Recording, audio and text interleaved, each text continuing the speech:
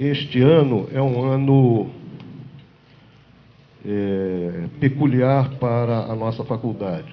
Como vocês podem ver, nós estaremos fazendo 70 anos de faculdade, uma vez que ela foi criada em 1942, e 25 anos da nossa pós-graduação em Economia. E o professor Lessa tem uma importância bastante grande nessa nossa trajetória, o que será dito pela professora Ildete. Então eu chamo para a mesa o professor Carlos Lessa, nosso palestrante.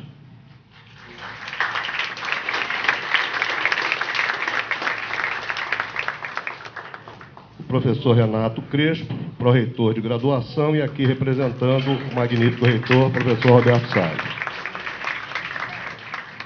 E chamo para a mesa a professora Ildete Pereira de Mello, nossa decana, que vai fazer uma pequena apresentação.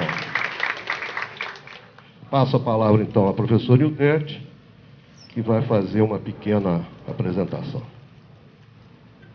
Eu serei breve, só para chamar a atenção de vocês, contextualizar o que é que nós estamos comemorando, né? O curso de Economia, em 22 de dezembro de 1942, foi fundado. Portanto, em 22 de dezembro deste ano, fará 70 anos. E a pós-graduação fará o seu jubileu de prata, 25 anos. Quer dizer, então, o que significa isso? O que foi que aconteceu para Niterói ter um curso razoavelmente prematuro do ponto de vista do desenvolvimento da ciência econômica no Brasil? Nós somos o 4º curso de economia do Brasil, organizado depois da Reforma Capanema, em 1938, que permitia que faculdades privadas fossem criadas. Um educandário de Niterói, tradicional, o Plínio Leite, a Unipli, que vocês conhecem, que agora foi vendida para o Grupo Anhanguera, né? O setor educacional universitário também passa por as reformas e concentrações, né? Mas o Plínio Leite é o organizador do curso em 1942. No bojo dessas questões, quer dizer, a introdução da cadeira de economia, quer dizer, o Visconde de Cairu, ainda com a vida de Dom João VI e a abertura dos portos que vai trazer os primeiros estudos de economia, que funcionava em escolas de comércio, treinando as pessoas para comércio, contabilidade. A cadeira de Economia Política, ela passou a existir na Faculdade de Direito e na Faculdade de Engenharia. As duas primeiras faculdades fundadas no Brasil é a Faculdade de Direito e Faculdades de Direito, né, em Recife, em São Paulo, e Faculdade de Medicina.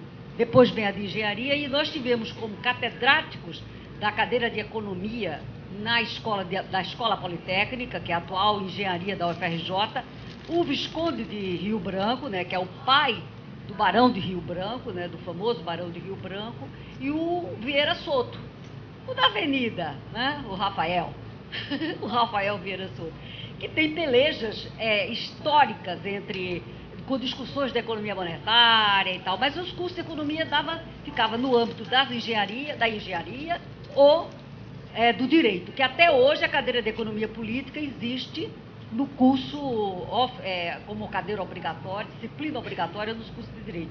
Então, essa é uma história. A Academia de Comércio, por exemplo, a Faculdade Cândido Mendes tinha a Academia de Comércio do Brasil, é o atual Cândido Mendes, que provavelmente é o curso mais antigo de economia do Brasil, 1905, quando ela se transforma, que ela pode se transformar numa cadeira de economia. Então, mas aí o curso ficou patinando nessas questões que estão ligadas a comércio. Com a Revolução de 30, né, a chegada dos gaúchos ao poder e as mudanças do modelo, do modelo econômico e a instauração da industrialização, que os cursos que vai se desenvolver a nossa carreira. E é o próprio Getúlio Vargas, no segundo mandato, já de 51 a 54, que vai criar, como a gente chama, uma carreira e uma profissão, né? Fazer uma reserva de mercado para os economistas com a criação da carreira de economia. Mas nós já existíamos. 42, o que faz que Niterói vai criar um curso de economia que vai começar a funcionar em fevereiro de 1943? Que a fundação é no Natal, para você ver como os natais eram celebrados de forma diferente. Essa escola é fundada no dia 22 de dezembro. Hoje jamais aconteceria qualquer coisa neste dia na sociedade brasileira, mas naquela época fundou-se a faculdade. A primeira eleição é no dia 11 de janeiro de 43 e o curso começa a funcionar. Nas nossas primeiras turmas, é uma turma pequena, de uma mulher, e o resto eram todos varões, porque o curso de economia durante muitos anos, muito tempo, é um curso de varões, né? O curso inicia-se e a gente vai ter vai ter a primeira turma se formando em 1945, né? O seu Moacir, que é uma figura histórica, ele só entra aqui no final da década de 40, tá? Ele não entrou ainda nesse momento. Mas já em 49, o seu Moacir já estava aqui, né? É tanto que essa história de quem foi Hermann Júnior, que é o nome do diretório da economia, eu trabalho da Faculdade de Economia há 39 anos, aqui, tá? Neste prédio. Eu já disse que meu caixão vai sair daqui, né?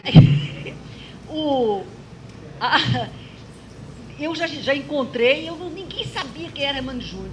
Eu achava que era um terrorista. Tinha sido ouvir um comunista, alguém desse ligar terrorista, eu já ia pegar a 64. Olha que desvio que era uma pessoa de esquerda, né? Aí qual foi a confusão quando nós descobrimos quem foi Hermann Júnior? Hermann Júnior disputou com Eugênio Goudin o nome do diretório em 1949.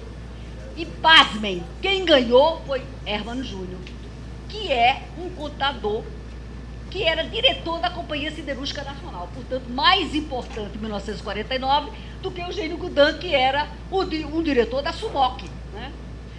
Já naquela época, desde 45. Portanto, eu fiquei impressionada com essa história. E o Hermann Júnior, ele é o fundador e dono da editora Atlas. Claro que ele já está morto, mas os seus filhos estão aí. Eu, inclusive, encontrei livros do Hermann Júnior para comprar e vai ficar exposto aqui na escola, né? Essa é o folclore da escola. Agora, por que o professor Lessa? O professor Lessa, eu comecei a trabalhar em 1972 nessa escola. O professor Lessa não era mais professor dos quadros da Universidade Federal Fluminense, quando eu entrei. Mas nós fazíamos reuniões na casa dele, no Rio de Janeiro. Os professores da escola reuniam na casa do professor Lessa para discutir a grade, o programa de curso, para discutir todo o desenvolvimento pedagógico do curso de economia. Aí e por que 1967 é o ano da virada? É o ano, quer dizer, o ano precursor dos eventos de 68, né, da Revolução Estudantil de 1968, mundial, porque vem como uma onda se espalhando da Europa para cá e atinge todo mundo. E eu vou passar a palavra para o professor Cláudio Considra, porque ele é desta turma, da turma da virada. Ele não é desta turma da virada, ele é da turma seguinte. Mas ele tem um depoimento muito bonito a respeito do papel do professor Carlos Lessa. Todos vieram para cá, para a economia. Professor Carlos Lessa, professor Antônio de Castro, Barros de Castro, trabalhar aqui e passou por aqui muita gente que hoje é da UFRJ e tal. A única desses professores que nunca veio dar aula aqui foi a professora Maria da Conceição Tavares. Segundo ela ficou guardando o bastião da UFRJ, Porque na UFRJ tinha Roberto Campos, Gudan, ela era assistente do professor Gudan, Bulhões, tinha todos os ex-ministros da Fazenda e diretores da SUMOF que davam aula lá, que também já estava federalizada. A Universidade Federal Fluminense foi federalizada, foi criada em 1962, na passagem em 61. Mas quem assinou a lei de federalização dos cursos de Direito, Engenharia e criar a Universidade Federal Fluminense foi o presidente João Goulart, porque o Jânio já tinha renunciado. Quando houve a federalização, e esta escola aqui teve um perengue com o Ministério da Educação em 1953, o Plínio Leite foi afastado. Dizem que tem outras questões além dessas, né, com relação a verbas do Ministério da Educação e tal, mas a gente não conseguiu nunca saber nada, sabe? Só que ele foi... E quem levou a escola o tempo inteiro à frente é um homem chamado Laércio Caldeiras de Andrade, que é o nome da nossa biblioteca. Na realidade, o diretor dessa escola, da década de 40 até a federalização, até a chegada da virada, né, de 67, foi o professor Laércio. Eu não cheguei a conhecê-lo, tá? Então, eu vou passar para o Cláudio para ele dizer a importância do professor Carlos Lessa para o curso de Economia da Universidade Federal Fluminense. Eu vou tentar ser o mais breve possível. Eu dei uma enorme sorte, quando entrei nessa escola, de, ao mesmo tempo, o professor Carlos Lessa entrar também. Ele significou uma ruptura muito grande em termos do que se estudava de economia nessa faculdade. Ele deu um curso moderníssimo de macroeconomia. Naquela época, o livro do Gardner Ackley era o livro de ponta de teoria macroeconômica.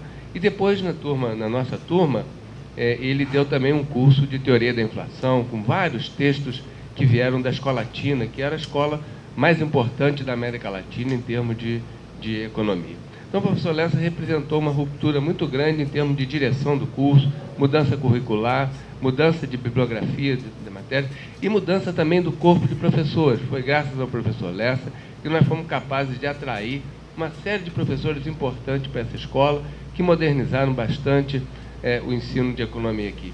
Ele representa realmente um momento de total transformação dessa escola, que se tornou, quando eu saí da faculdade, era considerada a melhor escola de economia do Rio de Janeiro. Então, num espaço muito breve de tempo, né? Eu entrei em 67, saí em 70, em 4 anos a escola era considerada, o nosso currículo era olhado como a melhor escola do Rio de Janeiro. Então, o professor Lessa tem uma contribuição importante nessa coisa, e, evidentemente, muitos outros aspectos da vida econômica do país, mas de fato, para a nossa escola, tem uma representação muito grande. Muito obrigado. Foi breve, quer dizer, claro, eu falei do Lessa só enquanto professor da Faculdade de Economia. O professor Lessa é um dos luminares da teoria econômica do país, tem uma produção. Quem não estudou no Castro Lessa, que está na 47ª edição, é um livro que foi ponta. Ainda um belíssimo de um texto introdutório de economia no Brasil. E toda a sua passagem na história, ele tem um papel importante no desenvolvimento da teoria do desenvolvimento e do estudo do desenvolvimento econômico brasileiro. Quer dizer, então o professor Lessa, que vocês conhecem, é o professor Lessa luminar da economia. Mas a gente quer resgatar aqui, na hora que a escola inicia o ano do seu aniversário de 70 anos, como uma das unidades mais antigas da Universidade Federal Fluminense, a gente foi buscar o mentor da nova Faculdade de Economia, que desde a década de 60, do final da década de 60, vai vivenciar e vai se transformar na escola, neste curso que vocês, que os alunos e os meus colegas trabalham e estudam. Tá? Então, é com muita alegria que eu passo a palavra para o professor Alberto, até porque o vice-reitor chegou. Eu gostaria de me congratular com todos aqui pelo início do período letivo, agradecer muitíssimo a presença do professor Lessa e desejar sucesso nesse período e que todos nós continuemos construindo uma grande universidade como a Federal Fluminense. Obrigado, tenham todos uma boa noite. Bom, só nos resta agora passar a palavra ao professor Lessa para a sua aula magna. Professor.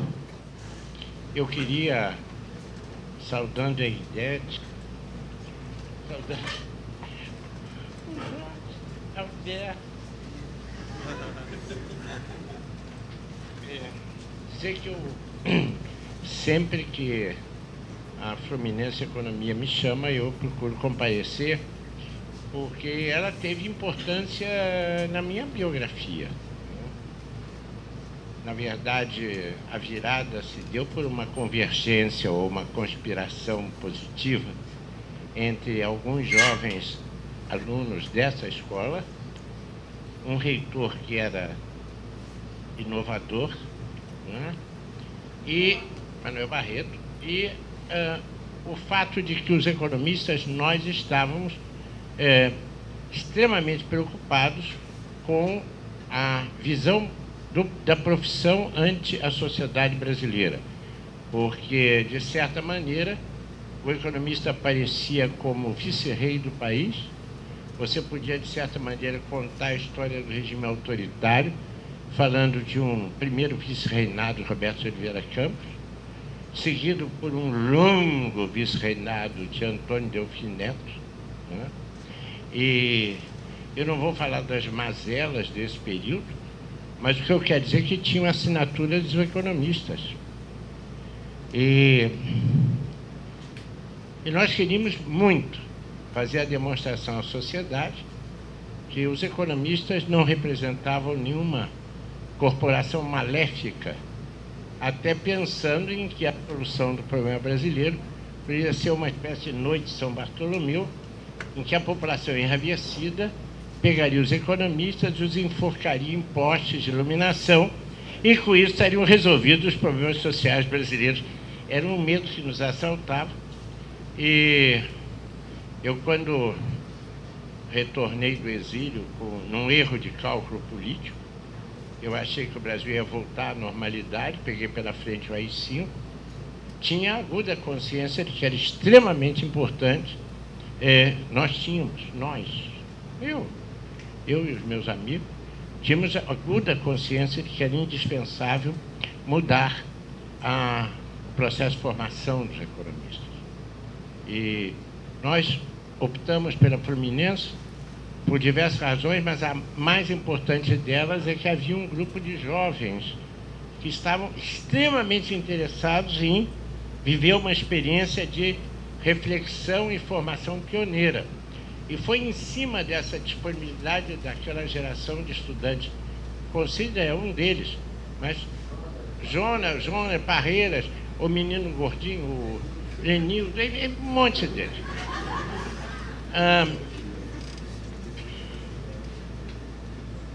E juntos nós, então, fazíamos uma conspiração brutal para ir empurrando para dentro da escola professores que estavam preocupados com a qualidade do ensino e preocupados em ensinar uma economia que não fosse uma réplica mecânica de lições inteiramente anacrônicas, ultrapassadas, tipo Tolstói e Clary, né?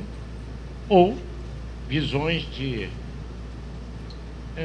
convencionais, acríticas em relação à história, sem nenhuma sensibilidade à especificidade brasileira.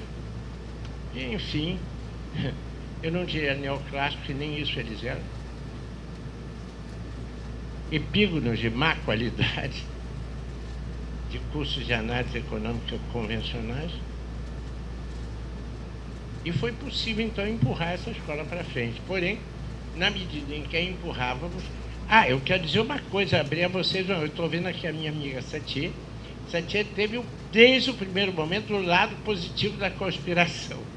Ela estava no curso e era uma das pessoas que batalhava por esse processo. E foi extremamente interessante, porque era um jogo milimétrico, né?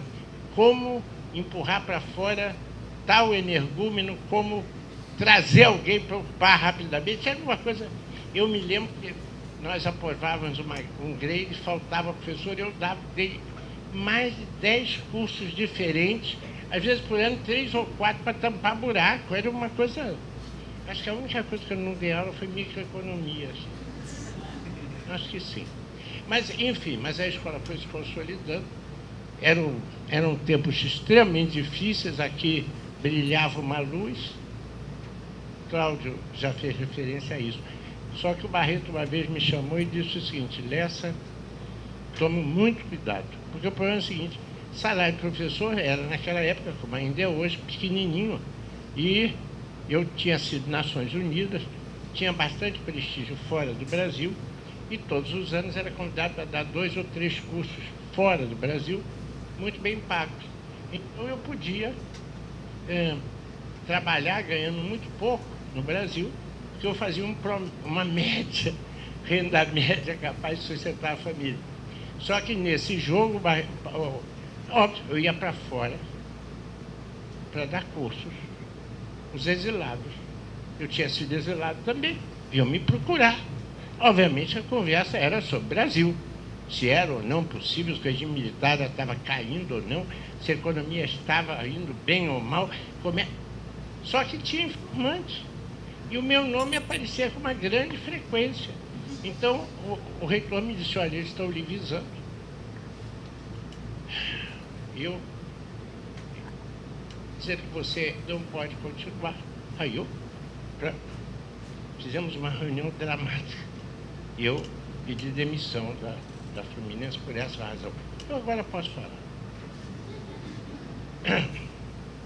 Mas o padrão da Fluminense já estava implantado e alguns daqueles jovens que começaram o processo já estavam começando a se converter em auxiliares de ensino, e eu quero dizer que a escola foi para frente.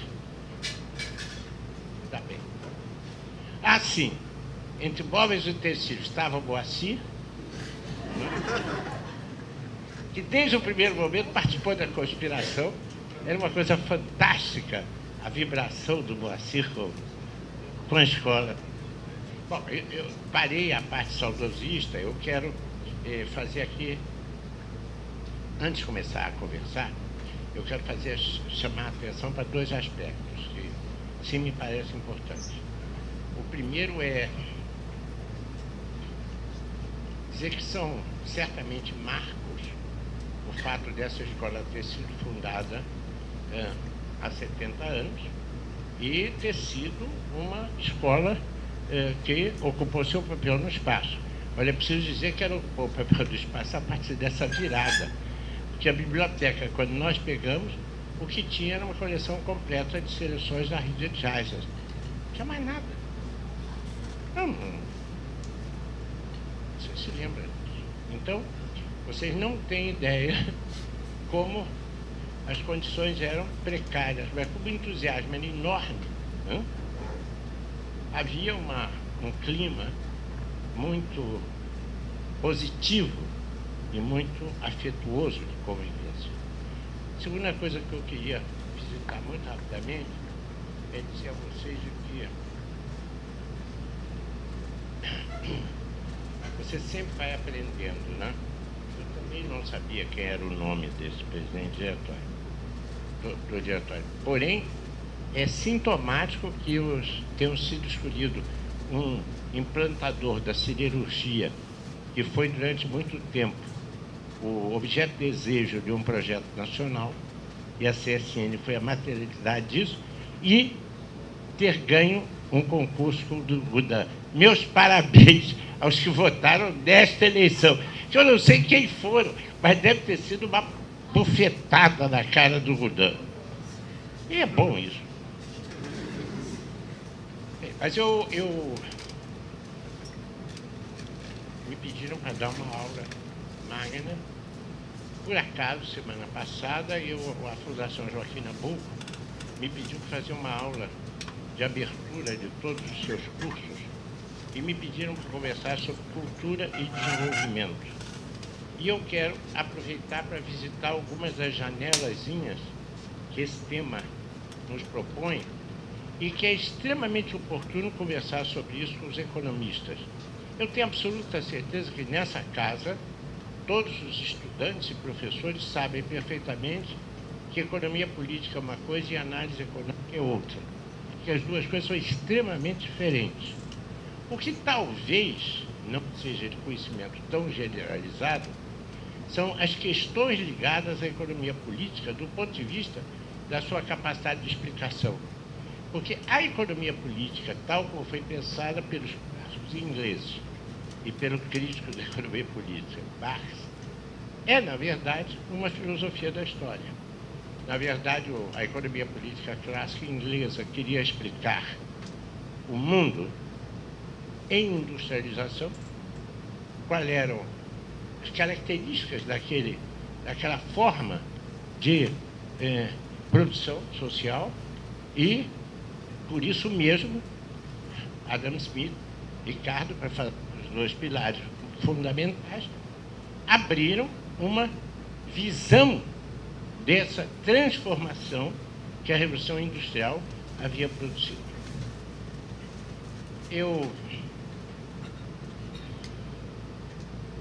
Uma filosofia da história. E a verdade é que a tendência dos cursos universitários é deixar de lado reflexões que interrogam angustiadamente o todo para se dedicar a construir tecnicidades e ferramentas que permitam ganhar a vida. E nisso se fecha muito essa ideia da grande interrogação.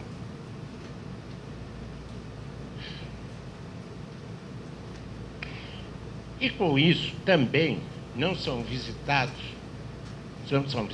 as questões ligadas à filosofia da história. Eu quero dizer a vocês que há uma analogia entre o que a psicanálise convencional faz com o indivíduo com o que a inteligência pode, acionando as hipóteses da filosofia da história, interpretar sobre uma nação, uma sociedade nacional. Quando o método psicanalítico sempre exige uma introspecção num comportamento passado. Mas essa introspecção é para quê? Para explicar e decifrar problemas de comportamento no presente. Não adjetivando-os, mas entendendo o seu processo genético constitutivo. E eu acho que as filosofias da história sempre pretenderam fazer isto. A economia política é uma delas, não única. Na verdade, Spengler faz outra, os racistas fizeram outra, os ambientalistas e deterministas geográficos fizeram outra. Na verdade, você tem variadíssimos ângulos para tentar entender por que uma sociedade nacional é assim. O que não se associa como conhecimento é que todas as filosofias da história podem contribuir parcialmente para iluminar, mas nenhuma delas é capaz de explicar com precisão o que acontece na dimensão concreta do tempo e do espaço. Dito de outra maneira, toda vez que se aproxima a lente interrogando por que esse país é assim, por que essa nação chegou a ser assim, a filosofia da história esbarra, porque as suas generalizações não são aplicáveis universalmente. Eu brinco muito dizendo, adoro pegar a Suíça como exemplo para dizer o seguinte: a Suíça não tem costa, a Suíça não tem praticamente recursos naturais. A Suíça tem um território extremamente hostil, é basicamente um território montanhoso. A Suíça não tem uma cultura nacional. A Suíça fala 3 idiomas diferentes: o alemão, o francês e o italiano. E as 3 Suíças, a italiana, a alemã e a francesa, são extremamente diferenciadas uma das outras. Se você procurar um padrão suíço de ser, vocês terão enorme dificuldade.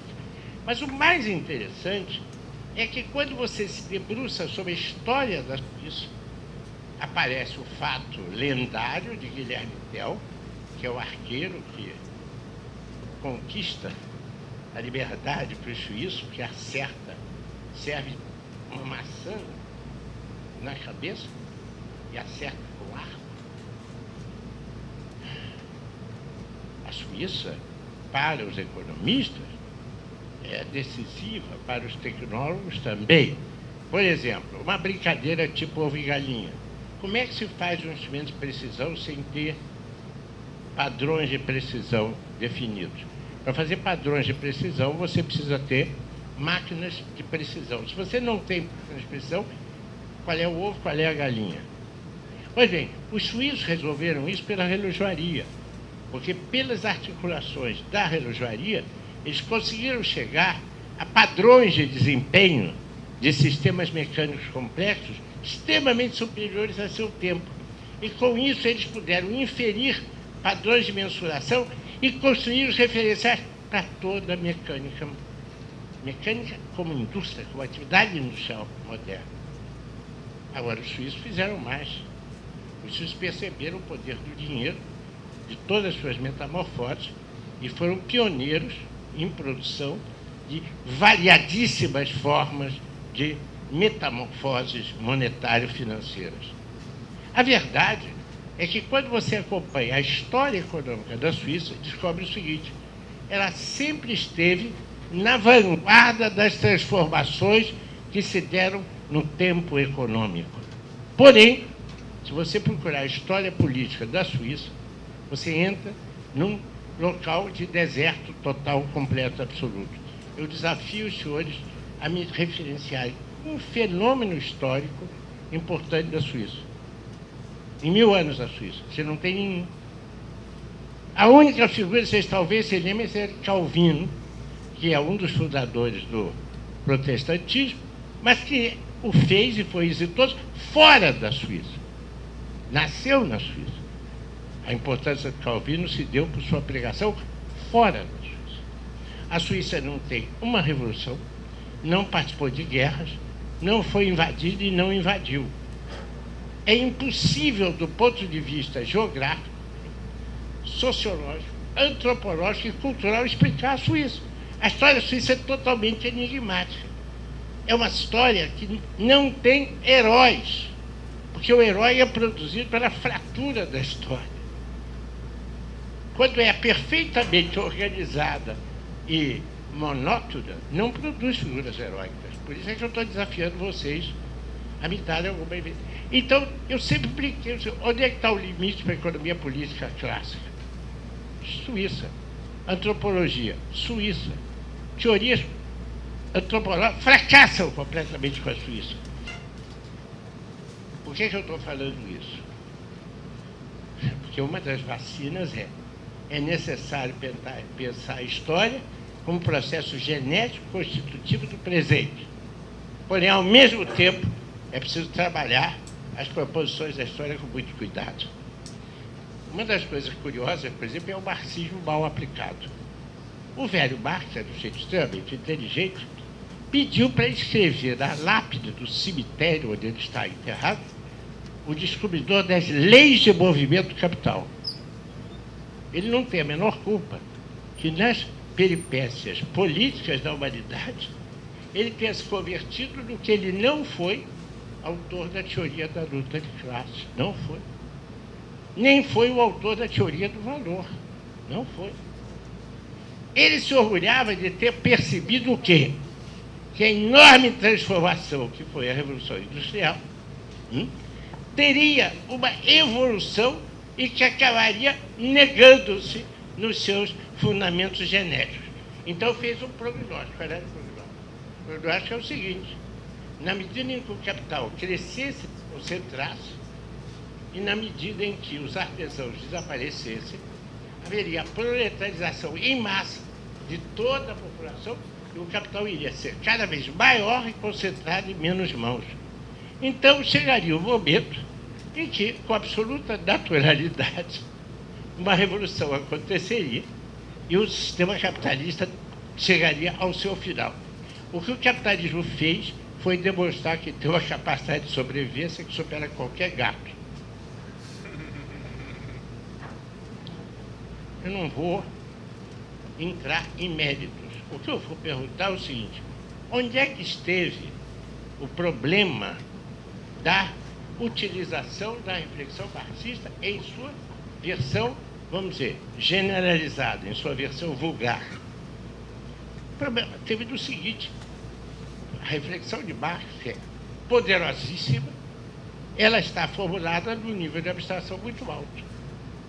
Então, quando você não explica a Suíça com a visão marxista, você não explica quase que nenhuma experiência nacional concreta.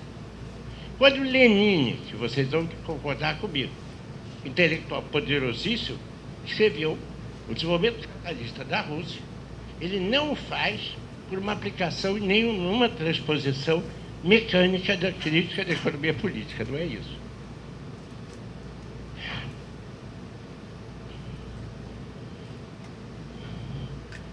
Eu gosto muito de brincar quando dou aula de introdução para produzir um impacto nos garotos, dizendo o seguinte: olha, vocês estão aqui, entraram nesse curso, estão na fronteira de um saber absolutamente deslumbrante, e eu vou ensinar a vocês a primeira coisa, que é o seguinte: a quantidade que vocês utilizam, e nós chamamos a isso demandada, depende do preço. Se o preço subir, a quantidade demandada diminui. Se o preço baixar, a quantidade demandada cresce. Então eu posso escrever isso com uma relação funcional. Se eu chamar de Y a quantidade demandada, X o preço, eu posso dizer que Y é função de X. Aprenderam? Mas não é só do preço de X, é do preço de todas as outras coisas, porque mesmo se o preço não variando, mas os outros preços subirem, vai dar uma variação da demanda. Então, eu tenho que colocar Y depende de X e de todos os demais bens. Mas não basta isso, que é evidente que depende também da renda da pessoa. E depende também de uma função. Aí eu vou construindo um carroção em que eu já começo a ter que a quantidade demandada depende de 100 variáveis, 1000 variáveis. Mas estou trabalhando cientificamente a questão. Aí eu chego um dado momento que um menininho levanta a mão e diz para mim: mas professor, o senhor fez tudo isso aí, mas não explica o que aconteceu na minha cidadezinha. O que é que aconteceu na minha cidadezinha? Aconteceu o seguinte: meu pai tem um pequeno negócio, vende artefatos variados. E esse ano, meu pai vendeu quase que 500 bicicletas, quando o normal dele é vender 8, 10, 12 bicicletas por ano. O que é que aconteceu, professor? Olha, os preços ficaram mais ou menos os mesmos, a renda não cresceu, continua tendo desemprego, não foi instalado nenhum programa lá estatal, tem nada. Como é que o senhor explica? Eu tenho a explicação. Por favor. Aí o aluno diz o seguinte: que na praça tem o seu Juquinha, e o seu Juquinha, que perdeu a família, é, de certa maneira, a pessoa que é amiga de todas as crianças da cidade. Seu Juquinha ganhou o prêmio Sena, esse prêmio milionário, resolveu dar uma bicicleta para todos os amigos dele, comprou 500 e distribuiu. Eu disse: olha, não fique nervoso não, porque eu posso colocar uma variável beta e que a minha equação depende de uma variação estocástica, que é a probabilidade de haver o seu Juquinha e seu Juquinha tirar o prêmio Sena. Cobri tudo. E não cobri nada, porque na hora que eu construo que alguma coisa depende de tudo mais, eu disse tudo e não disse nada. É igualzinho o dilema do tal Shah da Pérsia, que contratou os melhores geógrafos do seu tempo, todos. Ele queria um mapa em que cada árvore, cada pedra, cada casa tivesse em escala no mapa, um por um. E aí os geólogos trabalharam, fizeram um mapa do tamanho da Pérsia e não se via para nada. Então, foi abandonado e parece que pegou fogo. O que eu estou querendo dizer é o seguinte: quanto mais você sofre, quanto mais você pensa o fenômeno social, no sentido mais complexo, de um alto nível de observação, você abstrai muito. Então, você afirma naquele nível de abstração. Isso parece elementar, mas não se ensinam essas coisas. Então, os estudantes ficam meio atrapalhados. E ao longo da vida, eu, como economista, comecei, por acaso, estudando muito filosofia da história, me meti a fazer curso de análise matemática pura, fiz o diabo. E fui aos poucos chegando à seguinte observação, que tem uma variável que nós, economistas, temos dificuldade de lidar com ela, mas que é decisiva para explicar padrões comportamentais das nações. Essa variável é lato sensu, a variável cultura. Só que os economistas não sabem muito bem o que é cultura. E aí vem, como é por onde se começa, a gente tem que começar por algum lado. Tomemos Levi trouxe a ideia de que a cultura é tudo aquilo que é produto da atividade e da imaginação humana. Ou seja, tudo que sai do homem é cultura. Nesse sentido ultra amplo, você tem uma definição maravilhosa, mas você não consegue operacionalizar. Então, como é que é possível tentar operacionalizar? Eu vou tentar passar para vocês um corte, que é um corte feito a machado, grosseiro, mas que me permite começar a lidar com essa categoria, que é diferenciar o que eu chamaria cultura popular da alta cultura. Na cultura popular, não há o autor. Os objetos, as ideias, as representações e os significados respondem a um determinado código que está perfeitamente socializado na comunidade que produz aquela cultura. Ela é produtora e utilizadora da sua cultura. É muito parecida à chamada produção para autoconsumo, não é? E ela tem uma característica interessantíssima, que era inteiramente desprendida de intencionalidade consciente. Ela é um elemento fundamental de coesão do grupo. Cultura popular. Alta cultura, não. Alta cultura tem um elemento de diferenciação que é dado pelo código de interpretação do objeto produzido. E é, normalmente, produto de autor. Quando você examina a trajetória da alta cultura até o capitalismo, você percebe que, num certo momento, ela é uma produção artesanal, no sentido mais rígido, mais restrito da expressão, e era, normalmente, o autor não era relevante, o relevante era a obra. Quem sustentava o autor? Ou era o poder, em suas variadas manifestações, ou a igreja. E a figura do mecenas está associada a essas duas instituições. Então, a Alhambra é uma maravilha, mas o arquiteto não é conhecido.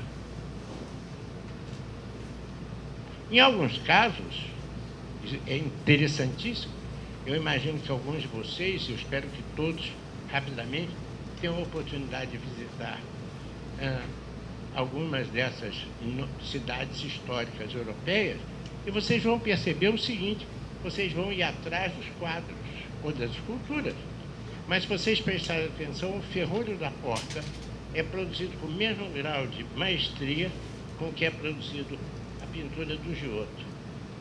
E a marcenaria da porta é também extremamente sofisticada. A verdade é que quando você olha aquilo, Florença, para mim, é uma coisa espantosa. É uma cidade que, no seu auge, teve 25 mil habitantes. Como é que conseguiu fazer aquelas coisas com aquela qualidade, com a situação de quase miséria com que as pessoas viviam? É todo um mistério, mas não é mercadoria, é o resultado pelo qual artesãos extremamente qualificados, trabalhando por pouco mais que a comida, provavelmente pela comida, produziam coisas absolutamente espantosas de complexidade e sofisticação. Quando é que começa a ser mercadoria? É quando se aproxima o capitalismo. Não é à toa que são nos Países Baixos que surge a pintura de cavalete, que é a primeira que é comercializada para valer. Começa a ser o quê? Um objeto utilizado para diferenciação social. Não é? Pode vir a ser, no momento, um vestido feito numa boutique, não é? Ou um carro feito à mão, não é? E até mesmo um prato feito por um cozinheiro todo criativo. Não importa. O que eu quero dizer é o seguinte, é que essa característica pelo qual passa a ter valor de uso e valor de troca, né, é produto de uma organização social chamada capitalismo. Agora eu vou para a obra do autor. O autor se remunerava basicamente com prestígio.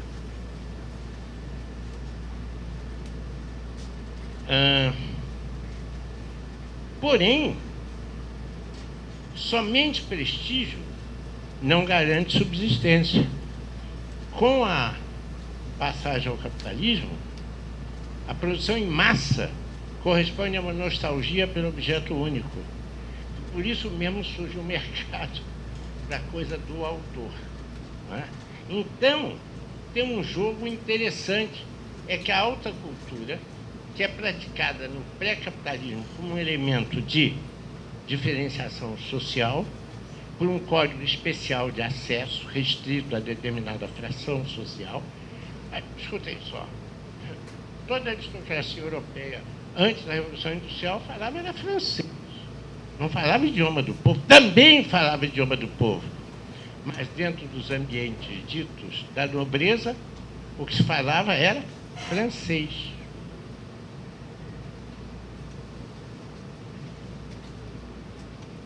Um dos grandes problemas da Alemanha, criar uma sociedade nacional, foi passar a ter um idioma que fosse falado por todos os seus habitantes. Né? Porque entre os bávaros, os luxemburgueses, os prussianos e os saxões, e mais mil e tantos pequenos ducados, cidades independentes, era um caos absoluto. Tanto que o movimento nacionalista alemão timbrou-se muito em construir uma língua de laboratório, que é o alemão atual. Pegou a estrutura do latim, de um lado, e recolheu todos os vocábulos possíveis do panteão, digamos assim, dos povos germânicos. E construiu esse idioma, que é o alemão clássico, que foi empurrado goela abaixo por Bismarck, que colocou em prática a educação pública universal e gratuita na porrada. Por quê? Porque as figuras eram assim, era o prefeito, o chefe de polícia e o professor, para uniformizar a Alemanha. Mas isso deixa para lá. O que eu estou querendo colocar para vocês é o seguinte: a cultura, o produto da alta cultura,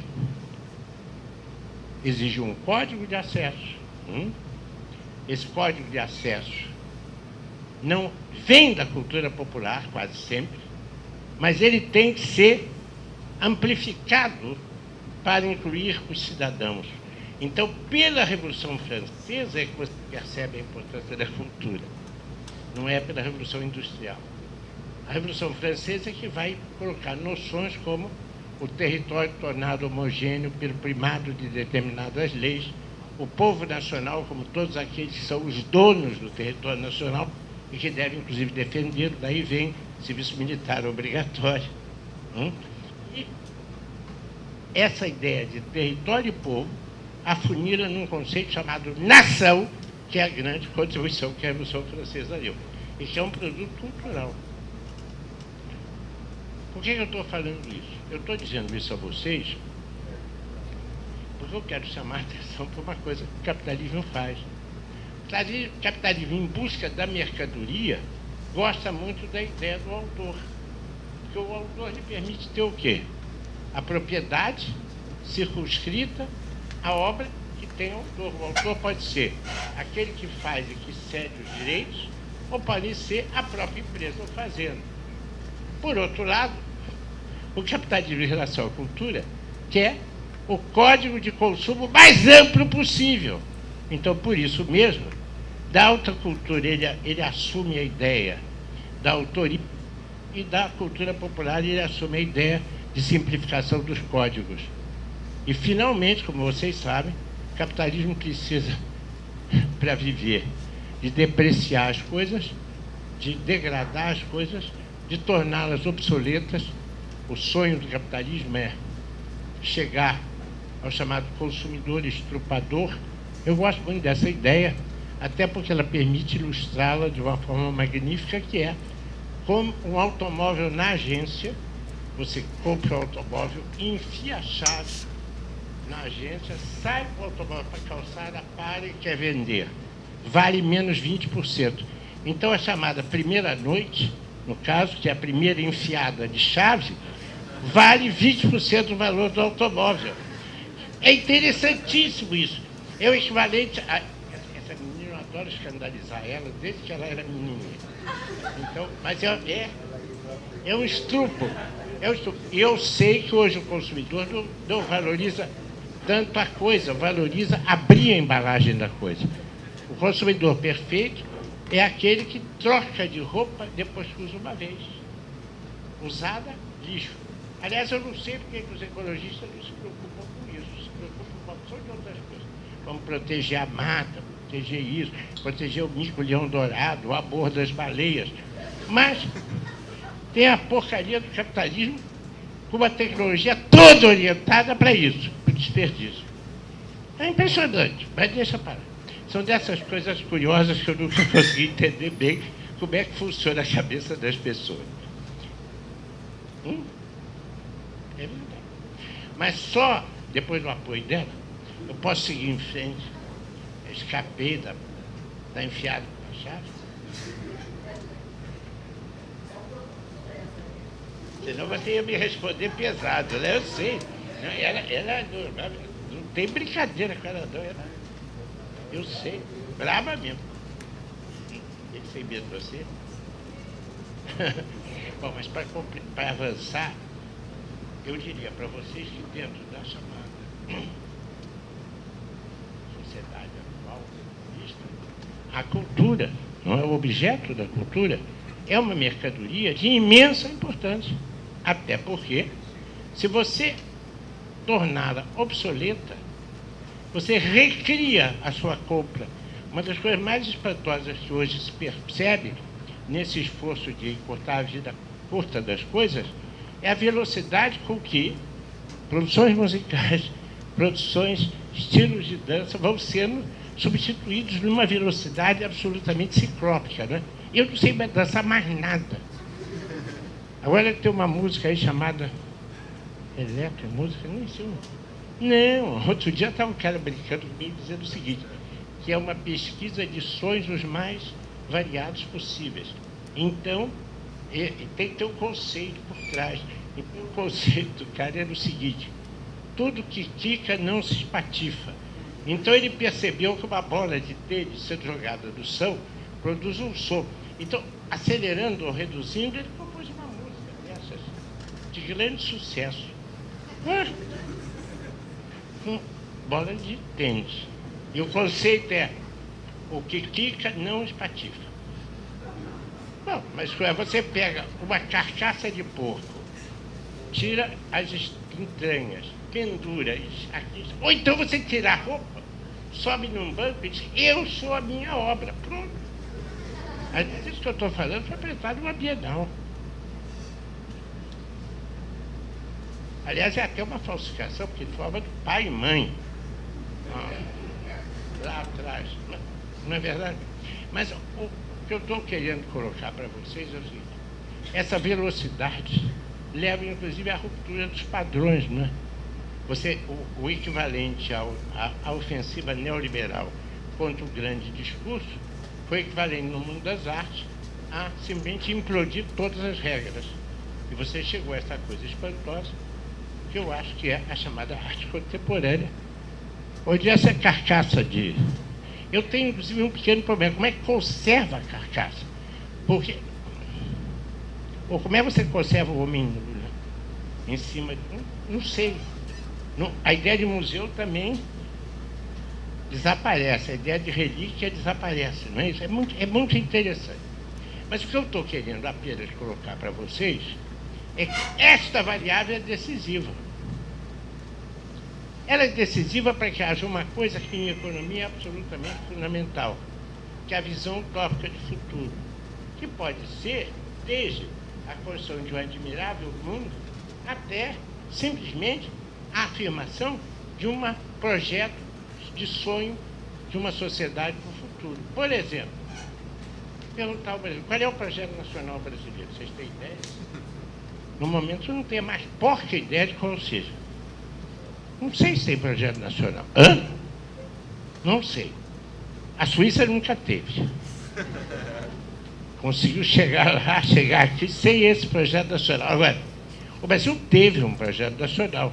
Aliás, eu não sabia, mas quando escolheram esse rapaz que foi diretor da Cirúrgica Nacional, tinha um projeto nacional que atravessava os brasileiros, que eu resumiria da seguinte maneira: nosso passado nos condena, nosso presente é miserável, mas o Brasil é o país que tem o futuro. Então, a esperança do futuro era o que justificava a existência de cada um de nós. Eu sou dessa geração. A ideia de que meu país não tem futuro é, para mim, uma ideia absolutamente aterrorizante. Aí vem aquela coisa: qual é o futuro?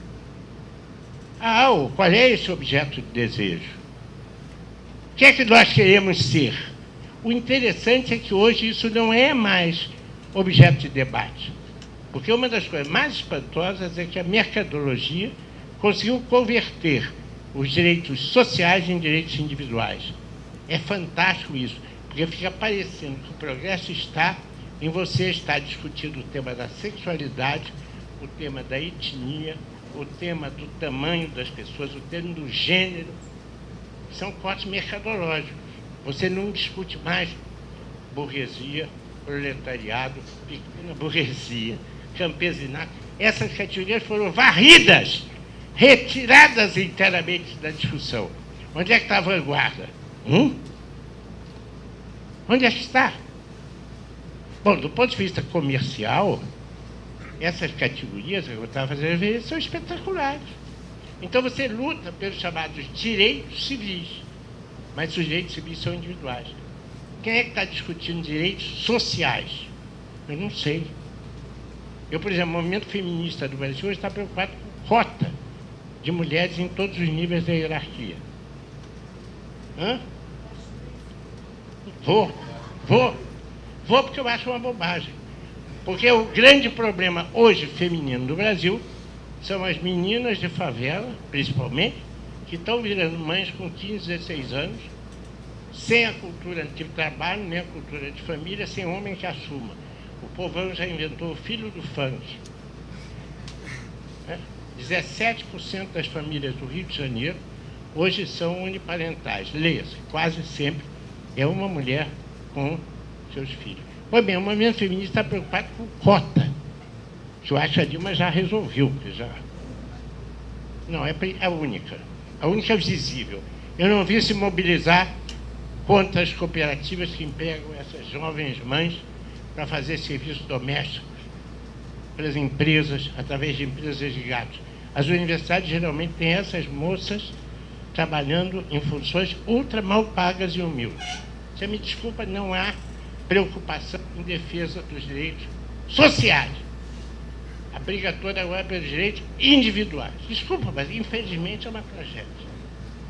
O capitalismo conseguiu esta vitória. Aliás, o capitalismo conseguiu muitas coisas. Conseguiu, inclusive, criar o medo de viver. Porque o medo histórico foi o medo de morrer. Mas o capitalismo, com a ideia de substituição das coisas com muita rapidez, faz o seguinte: tudo que é velho é ruim, tudo que é novo é bom. Então, se o objeto que presta é objeto recém-produzido, se o objeto que vale é objeto que ainda está dentro do seu invólucro, antes de ser desembrulhado, se é assim, você é jovem, você está numa boa, você é novo. Na medida que você envelhece, você está entrando num processo de decadência. Então, o que é que você faz? Você vai para Pilates, começa a comer mal para burro, porque eu já vi, inclusive, discurso pelo qual só água não via ser condenado ainda. Mas eu já vi açúcar ser condenado, sal ser condenado, gordura, ovo. É uma coisa... Glúten, é impressionante. Quer dizer, se você pegar as condenações, a pergunta importante é a seguinte: como é que chegamos a ser tantos bilhões de pessoas comendo essas coisas terríveis, não é? Que é uma coisa impressionante. Não. Por favor, mas é impressionante. Faz uma lista de tudo que faz mal. Eu acho que a água não entra. Água. Bom, é bem da água. Mas tá bom, mas por favor. Tá certo, Alberto. Você tem toda a razão. Mas o que eu queria colocar para vocês é dizer o seguinte: você passa a ter medo de envelhecer. Uma das maiores ofensas para quem tem cabelos brancos é o jeito de chegar perto: você parece jovem. Mas, porra, levo 75 anos para chegar ao que eu sou e você vem me dizer que eu sou jovem? Não, fui jovem. Estou numa boa com 75 anos. Só tenho medo do alemão, né? Como é que se afasta o alemão, né? Pensando, jogando xadrez, fazendo palavras cruzadas, decorando poesia, tentando escrever com o braço que você não tem aptidão. Se você for destro, virar canhoto, se for canhoto, virar destro. Só que parte dessas receitas é tão chata que a vontade é desistir, porque, imagina, escrever com a mão esquerda, quem escreve com a mão direita, com 70 anos de idade. Porra, é uma recomendação perfeitamente idiota, não é? Não é? Como também gaste a maior parte do seu tempo com meditação, mas o exercício da meditação é não pensar nada. Porra, tudo bem. Não, é muito interessante esse receituário todo, porque também está associado à indústria de consumo, né? Uma das coisas mais fantásticas foi a reação hippie ao consumo.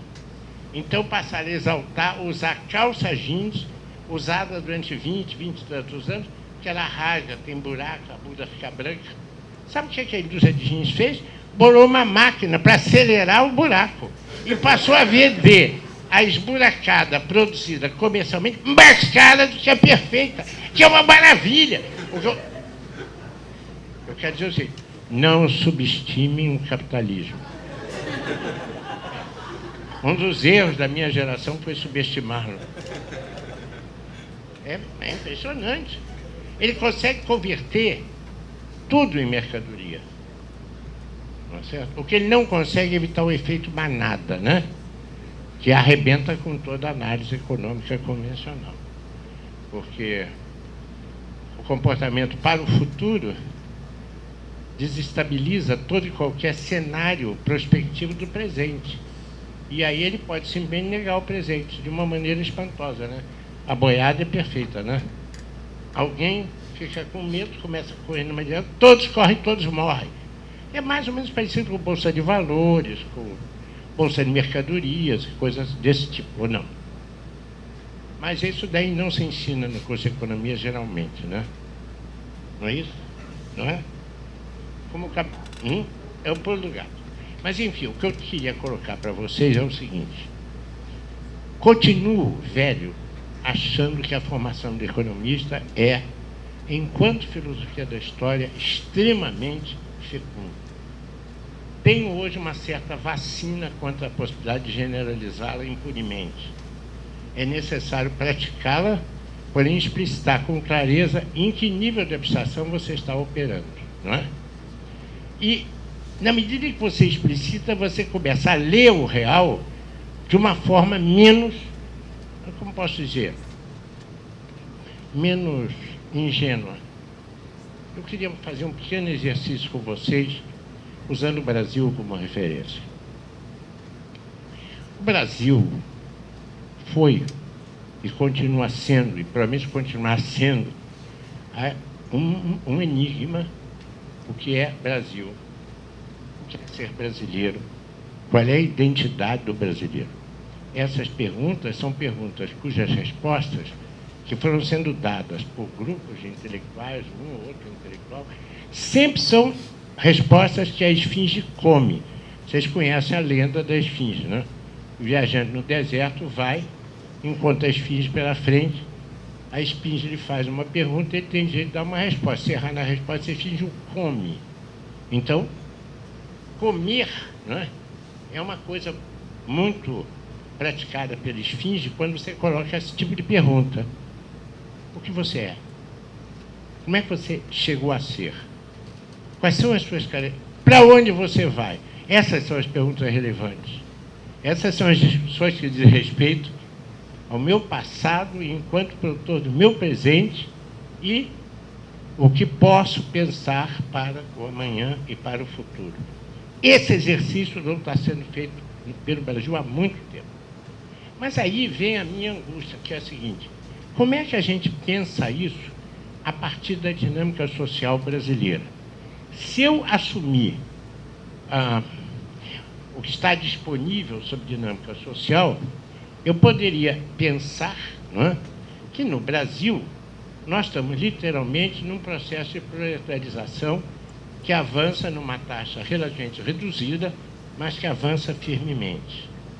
E eu quero duvidar disso com vocês. Porque quando eu olho o povão brasileiro, eu não consigo ver um povão de proletários.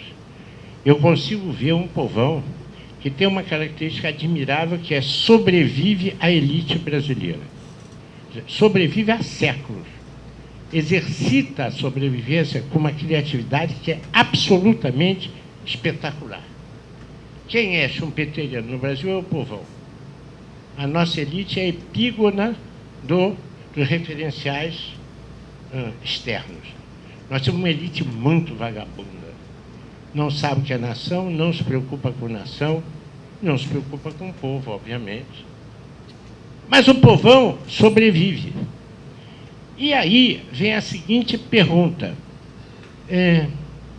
Sobrevive como? Vocês me permitam trabalhar um modelinho aqui rápido, que é o seguinte: o capital se concentra assim. Vamos tomar a indústria mais vanguarda, pelo menos até uns 20 anos atrás o era, que é o complexo metal mecânico e nela o segmento automobilístico. O segmento automobilístico é, sem dúvida nenhuma, uma das formas mais concentradas de capital do planeta. Hoje, não apenas o carro é mundial, como os fabricantes, todos eles são multinacionais espalhadas em redes cósmicas. Não é isso? Bom, cada uma delas instala em torno de si uma quantidade de satélites que fornecem bens e serviços complementares, que também já estão extremamente satelizados por um lado e, por outro lado, também cósmicos, porque acompanham as suas montadoras a nível mundial. É a vanguarda. Do ponto de vista organizacional, talvez a tecnologia da informação venha a construir formações diferentes, tão possantes quanto essa, mas esta ainda é. Bem, e o proletário dela é o metalúrgico, que normalmente é a vanguarda dos movimentos sindicais em quase que no mundo inteiro. Então você tem, de um lado, um capital muito concentrado e, do outro lado, um proletariado muito coeso, muito cônscio da sua inserção, sujeito à história, né? Muito bem. Entre os dois extremos, o capitalismo inventou, de novo, um artesão. Não é o artesão do passado que foi destruído para dar origem ao proletário. É o neo-artesão do presente. Quem é? O lanterneiro pitangui, beira de estrada, que conserta qualquer dano de automóvel. O geriatra do objeto único, que é o mecânico de beira de estrada, que faz a peça que a fábrica já parou de fazer e está louca para que todos os carros que usavam aquela peça desapareçam. O que é que ele faz? Ele prolonga a vida do veículo. É o geriatra do objeto. Ambos são artesãos. E o capital? Até nível de revendedora ainda é bem concentrado. Mas quando você passa para comércio segunda mão, vai desconcentrando, comércio terceira mão e quarta mão pode ser até improvisado na rua. Mas eu vou colocar para os senhores um fenômeno muito mais complicado, que é a inventividade e criatividade do povão. O povão inventou flanelinha. O que é o flanelinha? É alguém que cobra pelo carro estacionar numa vaga pública. Muito bem. Ele cria um direito que é reconhecido entre eles sobre aquele espaço. Ele até subloca. Trabalha durante o dia e aluga durante a noite, que paga ele. É uma coisa. Tem compra e venda desse direito. Quem garante esse direito? É o PM, é o Estado, ou o policial civil, que recebe uma graninha para não incomodar. Que figura é essa? É burguês ou proletário? Não me venham com lumpen proletariado, porque essa categoria não explica nada. A ideia de proletário que decaiu é uma bobagem. Não leva a nada. Aliás, eu nunca consegui entender por que a puta é desqualificada em relação à cabeleireira. Uma cuida do cabelo, a outra cuida de outra coisa. Isso é para mim, eu devo pensar um pouco. Prestador de serviço.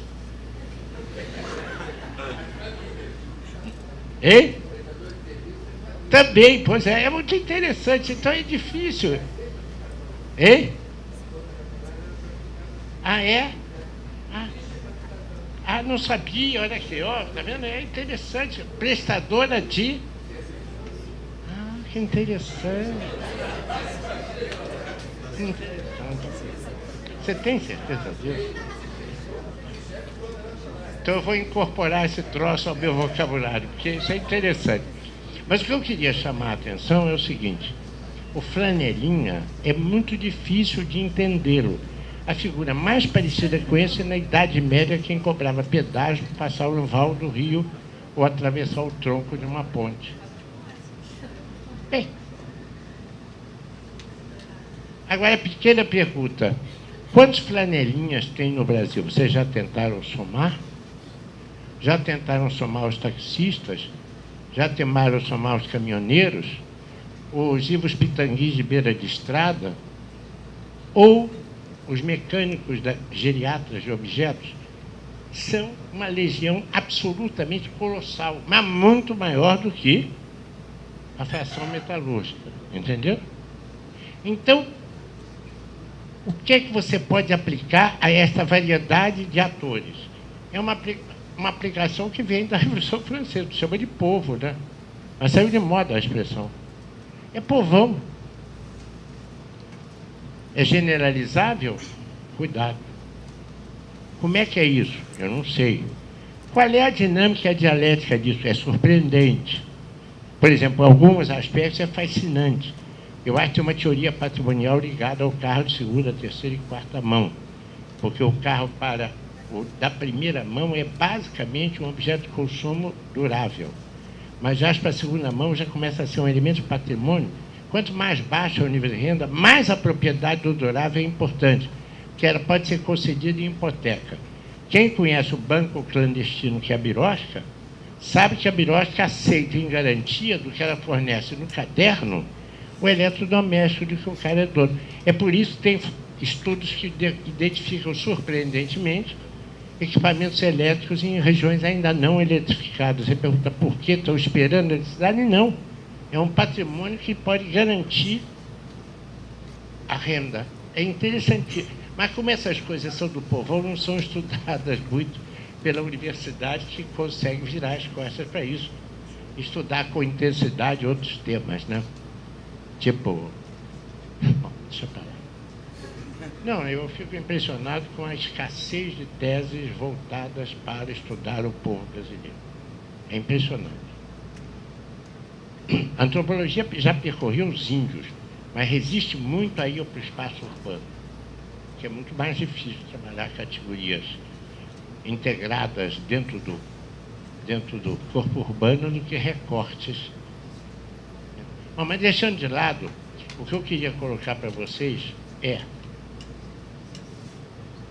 como é que é isso sobre o corpo social brasileiro? Qual é a figura que se aproxima dessas figuras? Eu diria o seguinte, é a figura que o velho Barba chamava de pequeno burguês. Ou seja, o artesão, o trabalhador por conta própria, o cara que se vira, não pode ser chamado de microempresário, o cara que compra uma carrinho de milho verde. Como é que é? É microempresa? Está no simples? Como é que fica? Aliás, o artesanato não existe como categoria, né? Não existe. Aliás, o Brasil não tem código para artesão nem para... Apesar de ter um neo-artesanato colossal, mas é mais inteligente falar de microempresa. Hein? É impressionante. Isso é uma das bobagens enormes. Não é exatamente, não é a lógica da empresa. Mas sim, o pequeno burguês tem uma característica muito interessante. Ele não se unifica pelo local de trabalho, nem se unifica pela atividade que ele exercita. Porque na atividade ele é um competidor à morte com o outro. Tenta entrar numa zona de flanelinhas, tentar ser flanelinha lá para ver o que acontece. Não. A defesa daquela direito de exercer aquela atividade é defendido de uma forma absoluta. O mais interessante é que a atividade popular é espetacular, né? Eu já descobri uma coisa fantástica. Os congestionamentos geraram uma estratégia de subsistência ligada à logística dos sedentos e famintos condutores de carro. O que vocês não sabem é o seguinte, cada fila daquelas está organizada numa sequência e quem vem o biscoito por vir vai para trás e o outro passa para ser o primeiro. É igualzinho a fila de boutique, em que o cara contrata a gente para ir rodando na medida em que o cliente entra. E as filas têm donos, têm chefes de fila. É por isso que tem essa logística absolutamente espetacular, muito melhor que a da Vale do Rio Doce, que é qualquer congestionamento, você recebe esse biscoito de polvilha Globo, água, Coca-Cola, que mais? Ah, tem churrasquinho de gato, tem uma porção de coisas fantásticas, mas o que é interessante é a rapidez com que acontece e a harmonia com que acontece. Hã? Quem gosta de ler necrológico, quase nenhum deles é atropelado e não tem plano de saúde. Não, a criatividade popular é maravilhosa. Hoje o lugar é vendido. Mas também a universidade não pesquisa essas coisas, são coisas do povo, não interessa. Né? Eu estou sendo injusto porque tem um ou outro que pesquisa, mas o que eu queria saber é a diferencial entre a concentração nos chamados macro temas de pesquisa e as pesquisas marginais. Não tem quase pesquisa marginal. Mas só para completar essa reflexão, eu queria dizer a vocês o seguinte: estes pequenos burgueses têm uma lógica de comportamento que é muito diferenciada da lógica de quem trabalha no escritório ou trabalha no chão de fábrica. Tem um padrão de comportamento muito diferente. A sindicalização é quase que impossível. O que é que unifica essa gente? O pequeno burguês tem um dado extremamente importante. É o lugar onde ele reside. Por isso há uma geografia do lugar, viu, Santia, que tem que ser altamente desenvolvida. Eu, Milton Santos, que era muito amigo meu, tinha olhar voltado para isso, mas o volume de pesquisa que precisa ser feito é gigantesco. Porque a chave para entender os padrões comportamentais está no lugar. Não está no chão de fábrica. Hã? É no território. Mas eu começo pelo microterritório.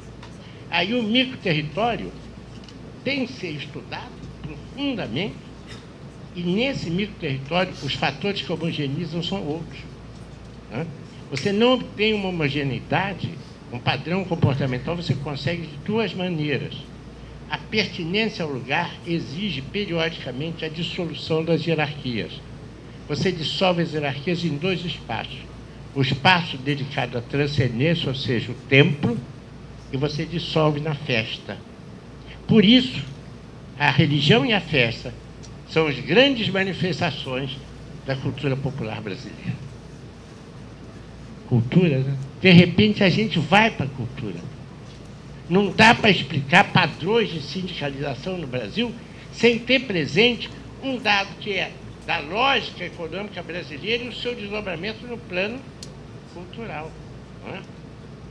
Eu disse que o nosso povão é schumpeteriano, e eu vou muito rapidamente visitar esse schumpeterianismo. Porque o schumpeterianismo do povo brasileiro é capaz de inventar coisas que Deus duvida. Acabei de falar da logística dos congestionamentos de tráfego. Como o modelo Casa Bahia, que é o modelo que vem sendo praticado no Brasil, compra um carro em 70 prestações, 80 prestações, individe-se e fica com alguma coisa que perde valor. Esse é o modelo que segura a atividade econômica, mas não tem investimento público, porque os recursos públicos são todos usados para pagar juros. Ou então a burocracia paralisa, eu não sei se é verdade, mas os principais projetos do PAC estão com 4 anos de atraso. Isso não é nada. Porque eu fiz uma lista, tipo o PAC, a pedido do presidente Lula, em 2003, e estavam lá 90% dos projetos do PAC, que começaram quando o PAC foi feito, mas já estavam nas prateleiras como projetos prioritários de longa data. E continuam a ser executados. Isso é uma coisa fantástica. Pois bem, ponto que eu queria chamar a atenção para vocês, de repente esse assunto me estimula e eu deixo de lado um tema que eu estava querendo explorar com vocês, que é o seguinte: é fundamental para o economista que quer razoavelmente entender o Brasil se debruçar sobre o fenômeno da cultura e perceber o protagonismo das culturas. Eu diria para vocês, e vou terminar por aqui, porque eu creio que essas alturas já deve ter gente com vontade de jantar, eu diria a vocês a seguinte observação.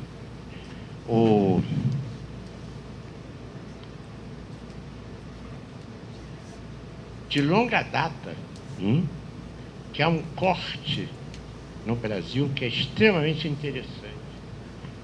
São os brasileiros que procuram o futuro para o Brasil, um projeto para o Brasil, de forma introspectiva, quer dizer, tentando verificar qual foi o nosso processo genético constitutivo, qual a potencialidade que ele abre para o amanhã, não pré-determina, mas abre como possibilidade, como potencialidade, ou são pessoas que adotam ou buscam transpor modelos desenvolvidos com certo sucesso fora para cá. Isso, por exemplo, foi muito nítido, não é, depois da Primeira Guerra Mundial, quando uma geração de intelectuais brasileiros fez uma segunda descoberta do Brasil, ou talvez a primeira descoberta do Brasil, ao fazer a pesquisa de todas as manifestações culturais brasileiras, ou foi objeto de uma tentativa espantosa de converter na América do Sul o Brasil no equivalente dos Estados Unidos da América do Norte.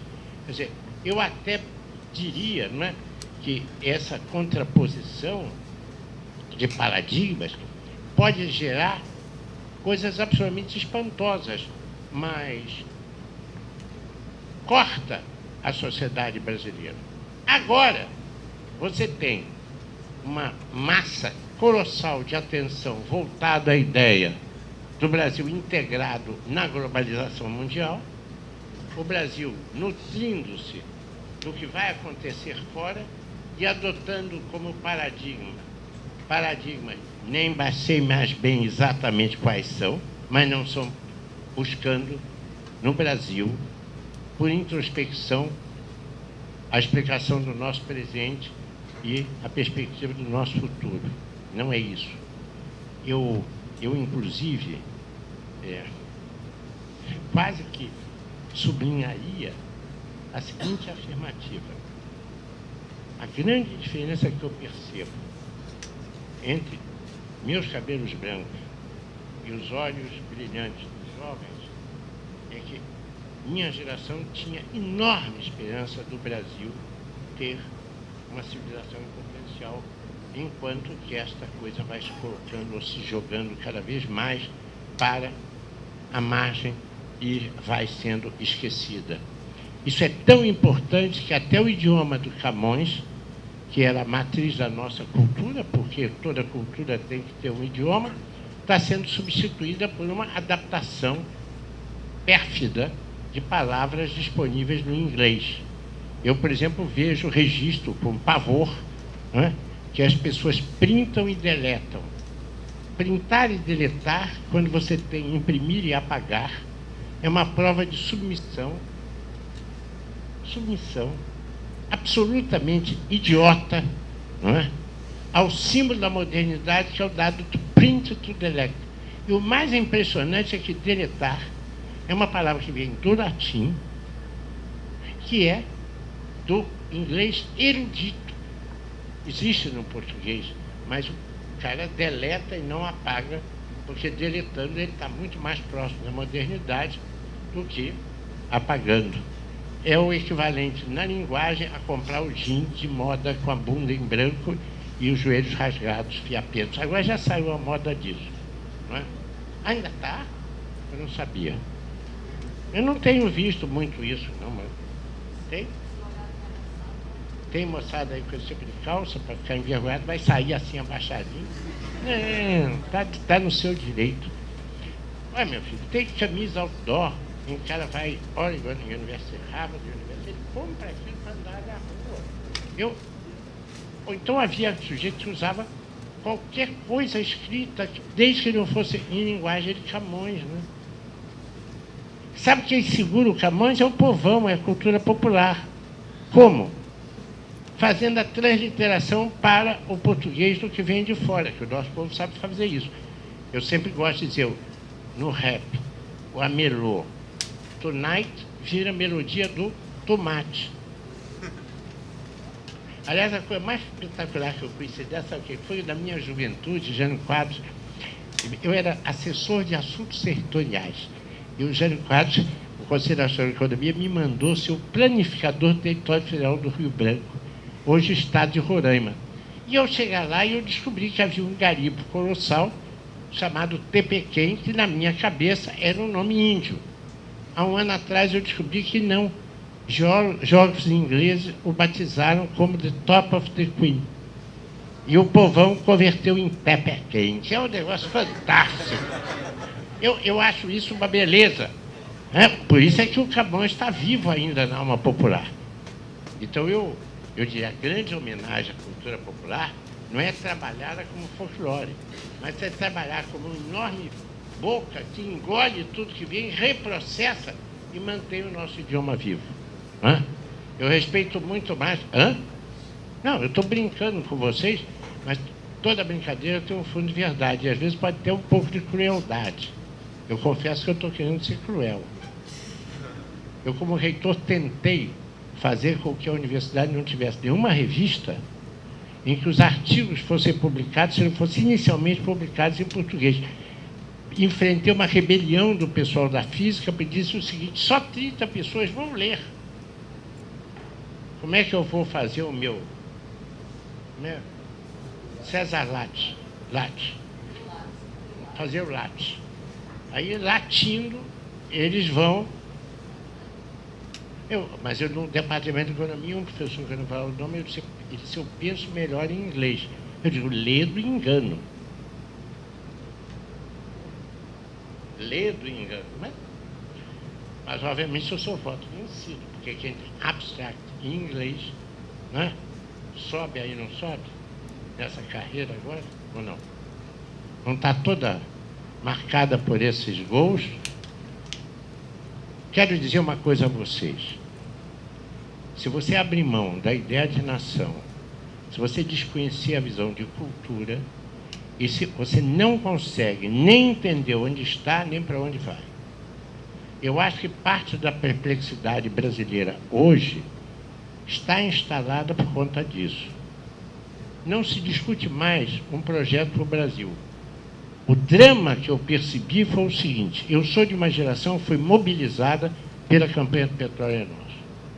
Provavelmente aqui na sala, eu certamente, talvez, não sei, eu fui militante da campanha do Petróleo é Nosso, na periferia da campanha, mas eu tinha lido de Monteiro Lobato O Poço do Visconde, e eu, então, conhecia a perfídia da petroleira internacional e a dissídia de dizer que o Brasil não tinha petróleo. E Monteiro Lobato, em 1938, escreveu O Poço do Visconde para dizer que no sítio do Pica-Pau Amarelo, sim, havia um anticlinal favorável ao petróleo. Convenceu, foi furado o poço, o quindim até serviu de válvula, é uma coisa muito interessante. Mas todos nós sabíamos noções básicas de petróleo, né?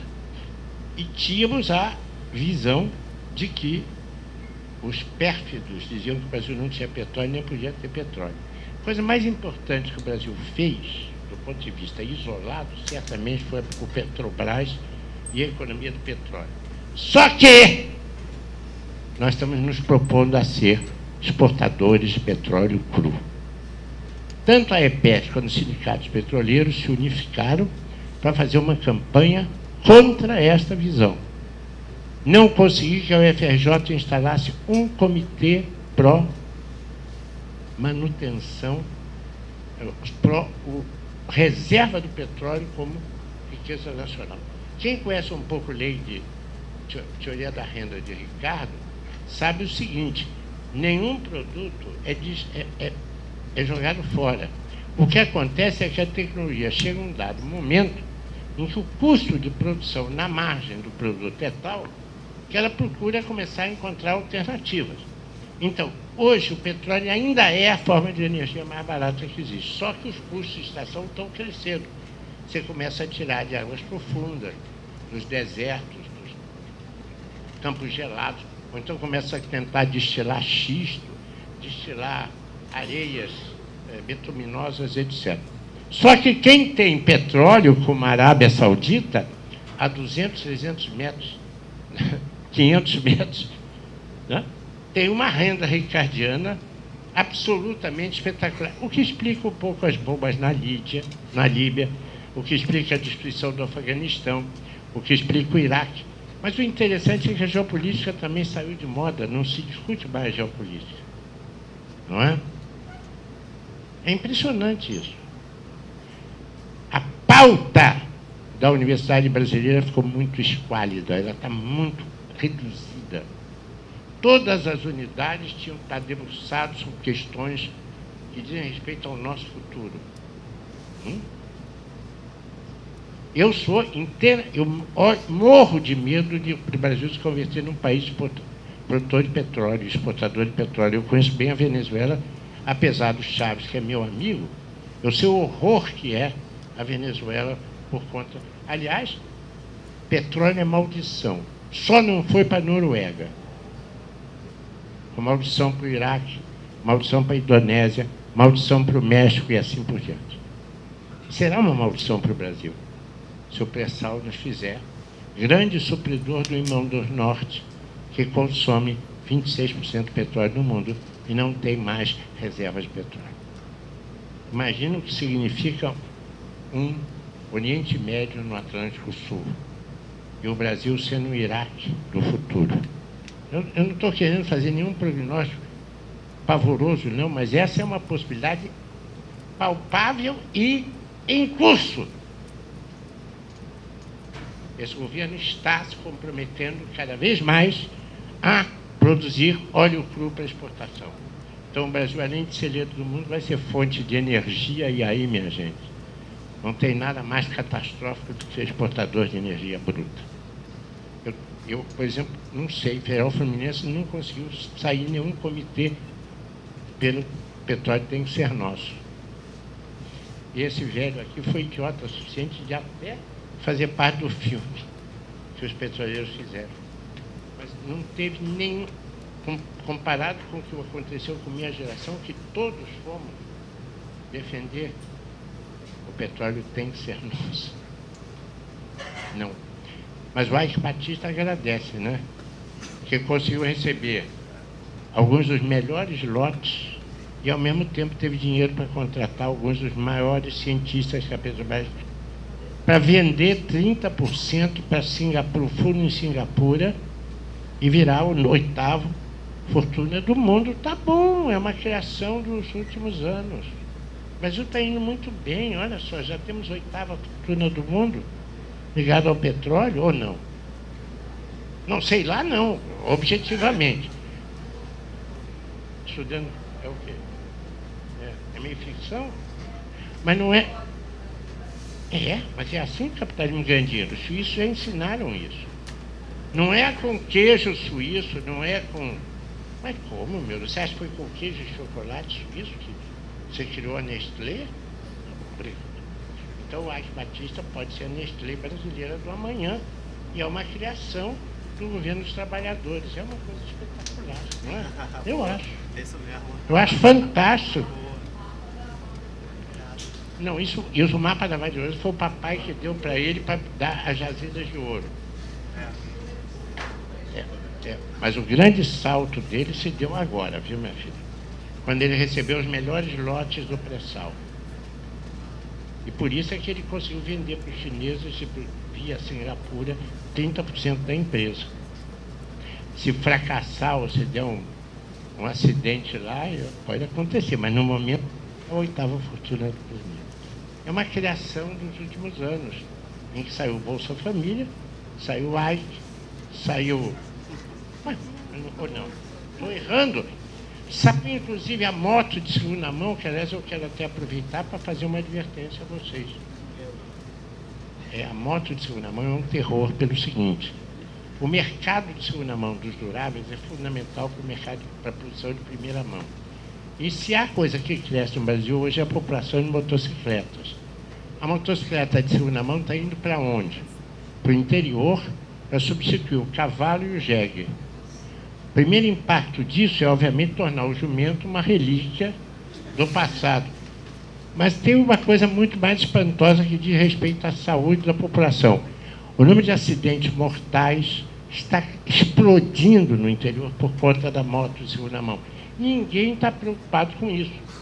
Aliás, eu acho uma coisa fantástica como é que a nossa imprensa pôde dedicar páginas e páginas e páginas às 18 pessoas que perderam a vida com aqueles 3 edifícios que caíram no Rio de Janeiro, atrás do Teatro Municipal. Mas não faz discussão sobre as 56 mil mortes por acidente de trânsito e tráfego, nem os 130 mil pensionistas novos inválidos dos 300 mil acidentados. Não. Sabe por quê? É natural morrer em acidente de trânsito e de tráfego. Agora, entrar dentro de edifício, o edifício cair em cima de você não é natural. Então, o que está naturalizado não é nem debatido nem discutido, né? Não é? Só que no Vietnã morreram 50 mil americanos em 10 anos. No Brasil morrem 56 mil brasileiros. Os veículos brasileiros têm 6 vezes mais acidentes mortais por veículo que no Japão. Não é? Interessante, né? Não é interessante isso? Ah, e outra coisa, os custos da saúde, 9 dias de hospitalização, de dias leito, por acidentado em trânsito. Se nós reduzirmos para metade a percentagem brasileira, nós estamos criando um número espetacular de dias leito disponíveis na rede hospitalar. Mas sabe por que não se faz isso? Entre outras coisas, porque, por exemplo, o governo federal não gasta 5 bilhões de reais por ano para manter as rodovias federais em boas condições de funcionamento. Aí os hospitais, obviamente, estão hiper sobrecarregados. As viúvas e viúvos vão se multiplicando, não é isso?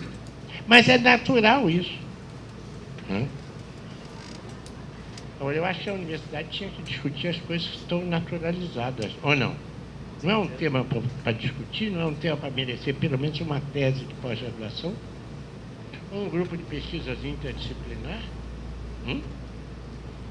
Desculpa, o que eu quero colocar para vocês é o seguinte: a cultura não é apenas uma dimensão geral, aristocrática e sofisticada de pensar a atividade antropomórfica. Não. A cultura é chave para ler e construir uma problemática imediata para nos mobilizar. Só que, nesse momento, ao que eu perceba, os temas ditos nacionais não mobilizam nada. Zero. Zero de mobilização. Eu estou exagerando porque todo professor tem necessidade de sublinhar certas coisas. Muito obrigado. Eu me sinto muito satisfeito de estar aqui com vocês de novo, ainda que rapidinho, né? E longa vida à Federal Fluminense, e espero que vocês sustentem uma postura razoavelmente rebelde dentro da Universidade Federal Fluminense, propondo talvez ao subreitor de pesquisa, ao vice-reitor, eu já fui reitor de pesquisa, a realização de pesquisas interdisciplinares sobre temas que sejam julgados academicamente e socialmente relevantes para o país. Eu não fico nada satisfeito quando você me diz que a pós-graduação cresceu 15%. Eu quero fazer uma análise das teses, o que é que elas fizeram e qual o impacto que elas tiveram. Isso sim me mobiliza. Muito obrigado e boa sorte.